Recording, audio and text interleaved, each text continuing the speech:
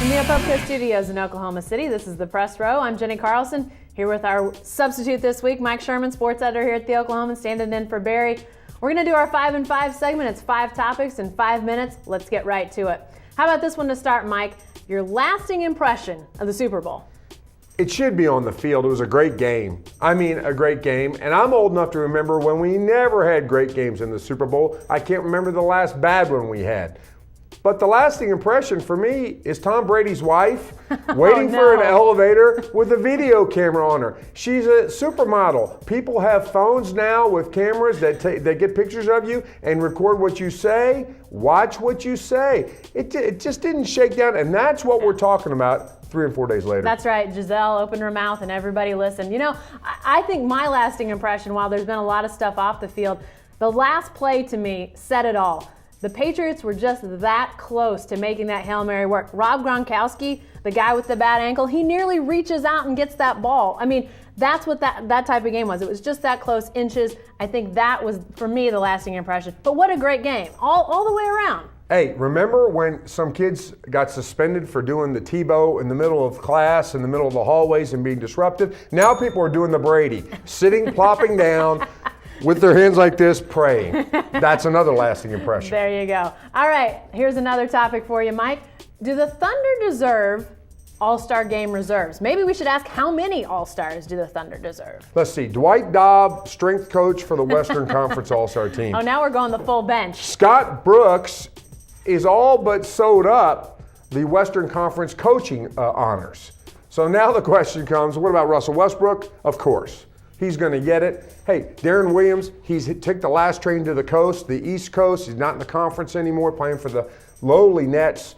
Russell Westbrook is going to be in. What about the beard, Jenny? That's the edge. Yeah, I think James Harden is a guy that is going to be looked at really seriously. Here's a guy that has increased his statistics. It's impressive, Mike. It went from 12 points a game last year. Now he's almost to 17 points a game. You know, we've talked about this. We've written about this. We thought this could be a really breakout year, but field goal percentage is up. Minutes, he's got the minutes of a starter, but I wonder, him not being a starter, does that keep him from it? I think he's worthy numbers-wise, but he's not a starter on his own team. We always talk about the San Antonio Spurs model that the Thunder's following, the most, right on, dead on imitation. Harden as Manu Ginobili, who's only made 2 All-Star teams. Yeah, think about that. All right, here's our next topic. Should a high school basketball team, Mike, win by 97 points? Now, we need to probably set this up. Northeast girls playing the U.S. Grant girls earlier in the week.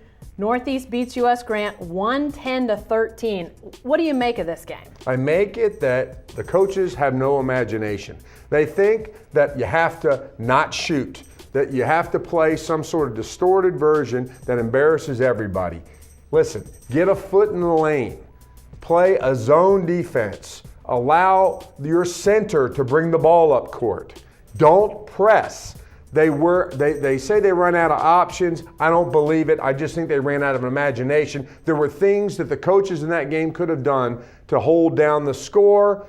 And the other thing is, but I don't like the slaughter rule. I don't like suspending the game at halftime. Keep playing. The girls need to play more basketball, not less. Right. But let's get the adults working together and coming up with some solutions that makes it more sportsmanlike. Yeah, our man Jason Kersey's been on this story, and he's talked to both coaches, and from what they say, neither was upset at the other for the way things were handled. They talked before the game. The officials were in contact with them, and let's be honest, neither coach was in an enviable situation. I mean, you've got Northeast knowing that they're going to run over. I mean, listen to some of these scores. These are scores that U.S. Grant's already had this year: 77-12, 69-18, 80-2. So Northeast knew that they were going to beat these gals. Neither coach was in an enviable position. I hate when I see games end up like this. It's just no fun for either side. Sometimes parenting is not an enviable position. Yeah. That's why you draw a paycheck. Come up with some solutions. All right, what about this, Mike? Serious topic. You ready for the snow? I grew up in Maryland. I lived in Westchester, Pennsylvania, and Utica, New York, where it didn't even have to have snow in the clouds. The wind blew over the lake and had lake effect snow. It snowed on Halloween and Mother's Day and every day in between. I'm ready for snow. I was at Bed Bath & Beyond scouting out these cool toboggans for the kids. I almost bought them, and we haven't put them to use. I've never gone this far in my life without a trace of snow. Here we are in February, no snow. Bring it. I say bring it on too. And you know what? They're talking about this being a winter storm. Now, it may end up being a winter storm, but I'm sorry, growing up in northern Kansas, 2 to 4 inches of snow does not constitute winter storm, Mike. And if you spend any time in upstate New York, and you did, that's not a winter storm. It's not a winter storm, but we'll take what we can get. That's right, bring the white stuff. All right, lastly, Perk says LeBron just wants to be loved. Well, yeah, what do you make of this old spat, Mike? Don't we all just want to be loved? Listen, LeBron James torched his reputation on national television that by his own device, he burned Cleveland. And now he's figuring out what exactly he did. You see these stories leaking out where if his contract if things don't work out in Miami, LeBron might like to go back to Cleveland. We're trying to get back to the softer side of LeBron. He wants to be loved. I don't know if trashing Perk or even invoking Kendrick Perkins' name is a good way to go about it. It's a good way to get an elbow in the ribs the next time the Heat and the Thunder play. I don't know if it's the right way to be loved. Yeah, it's sort of been a crazy saga.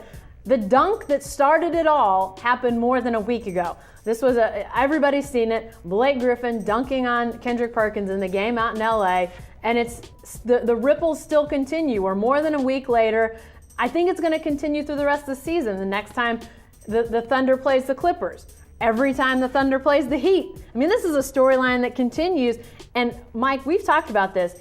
The Thunder and the Heat haven't really had an on-court rivalry happen just yet, but off the court, it's simmering. You've got Kevin Durant talking about Chris Bosh and his fake tough guy nature, and then now you've got this thing between Perk and LeBron. I think it's going to make for great theater. And it's already going to be a great game. I can't wait till these two teams get together later this season. Sunday, NBA, ABC. Be there.